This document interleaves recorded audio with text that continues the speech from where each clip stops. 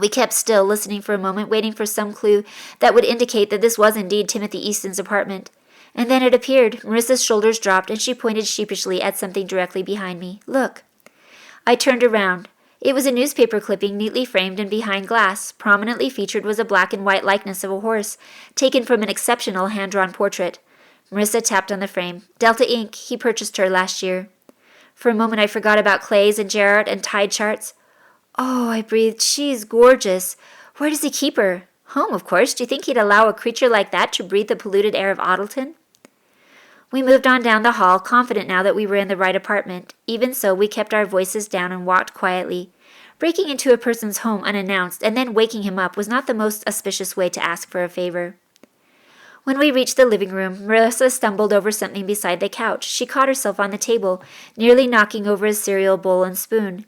Checking her feet, she saw a half-packed leather duffel bag, and not the kind one took to the gym for an hour or two.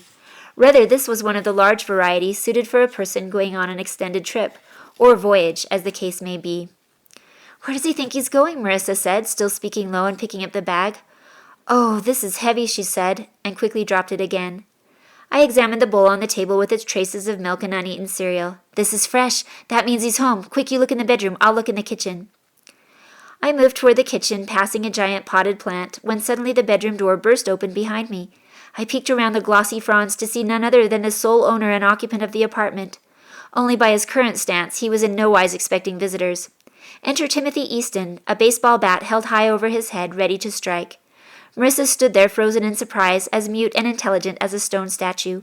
He gaped at his cowering sister for several uncomprehending seconds until, all at once, his whole body deflated into an exaggerated form of relief, followed by a display of exasperation that only a sibling can properly exude. Timothy and Marissa both shared the same shape and shade of gray eyes, but other than a tendency towards height, this was the last of the similarities. Marissa took after her mother, delicate and olive-skinned. Timothy was like his father, wide-faced and fair. He was in expensive jeans and a silk shirt, as if he had never gone to bed after last night's party. With a growl, he said, "What are you doing here? I thought you were—" He paused, and then said, "An intruder." Marissa recovered quickly from her surprise and laughed out loud. "You gave me a spare key, remember? Since when were you so paranoid?" "It's 10:30 in the morning. Why are you here?" "Lisbette needed to talk to you," she said, and then gestured to the duffel bag. "Are you going on a trip?" "Lisbette?" he repeated. I stepped from behind the plant. "Remember me?" He swung around at the sound of my voice. I saw his hand clutch the bat again, as if the mere sight of me was enough to produce some highly negative emotion, but he only appeared puzzled and demanded, "What are you doing here?" "Calling in a favor," I said. "Exactly where are you going?" He turned around and propped the bat in a corner. "A business trip." My heart jumped. "Home? Are you going to Easton?" Timothy leaned over, picked up the duffel bag, and put it on the couch. "Listen, I'm kind of in a hurry. What favor did you need?" "I need to get to Easton. If that's where you're going, But he shook his head firmly. "Sorry, Lisbette, not this time." "Then you are going to Easton." I held my breath. "Yes." He picked up a pair of jeans and examined the pockets. "In fact, I have just a few more things to grab and then I'm gone."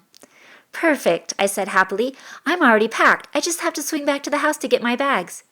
He looked up in surprise. "What? No, you can't come. I'm not taking a boat. I'm taking the pass."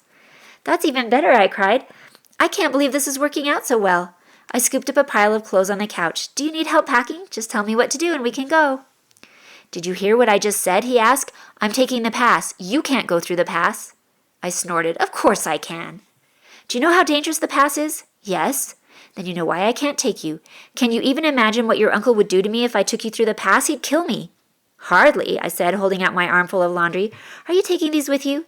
He grabbed the clothes from me. "I didn't want to be rude, but you two need to go, now.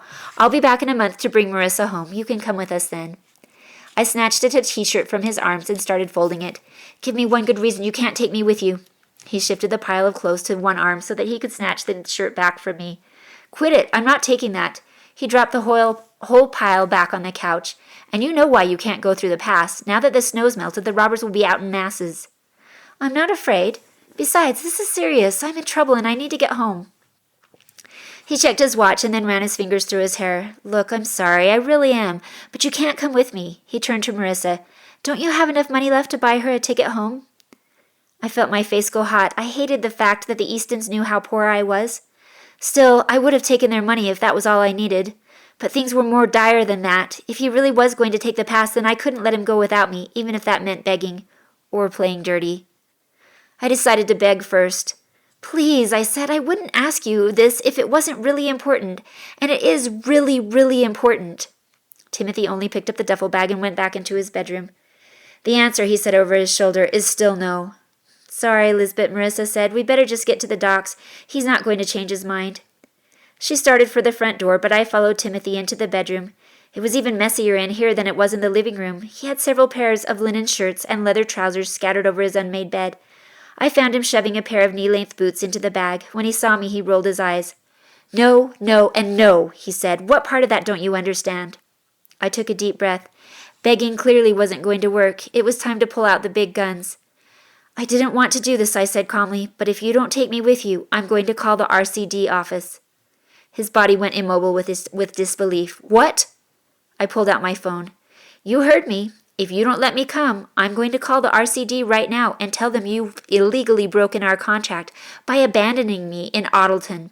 I'm still technically underage for 8 more days. He stood there for a moment, still in shock. When he started to speak, his voice was quiet. Of all the low-down, manipulative, selfish things to do. Suddenly he was yelling, You never had any intention of keeping that contract, and you know it. And now you expect me to drop everything so that you can use me with a contract that is going to expire in less than 2 weeks? I braced myself. That's right. His mouth hardened and he narrowed his eyes. I don't believe it.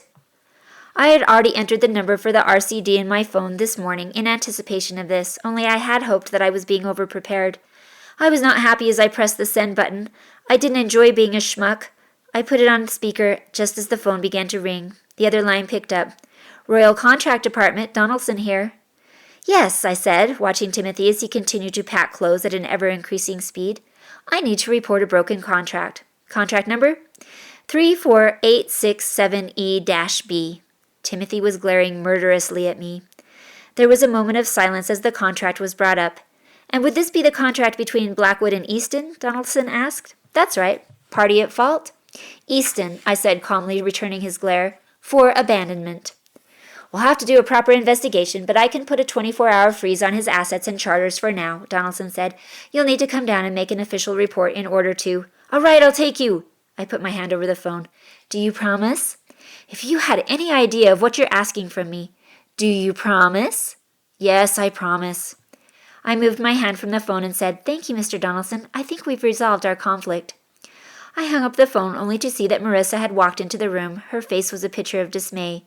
Lisbette, what are you doing? You can't use that contract against him. Not when you're not planning on keeping it yourself. It's not right. I told you I have to get home before Clay's. Taking the pass will guarantee that I do. Timothy opened his closet and brought out a set of saddlebags. He threw them on the bed with a significant glance at me. After that, he climbed up on the desk, took a screwdriver out of his pocket, and removed the vent from the wall just below the ceiling. There was a wooden box inside the duct. It was square and polished with a heavy layer of varnish. I knew it wasn't the time to tease, but it seemed too ridiculous that Timothy hid things behind his vents. Is that where you keep the family silver? But he wasn't talking to me anymore. Instead, he put the box in the duffel bag, grabbed his saddlebags, and went to the kitchen where he started throwing food into a knapsack. Marissa and I sat down on the couch. She was eyeing me in a way I didn't like.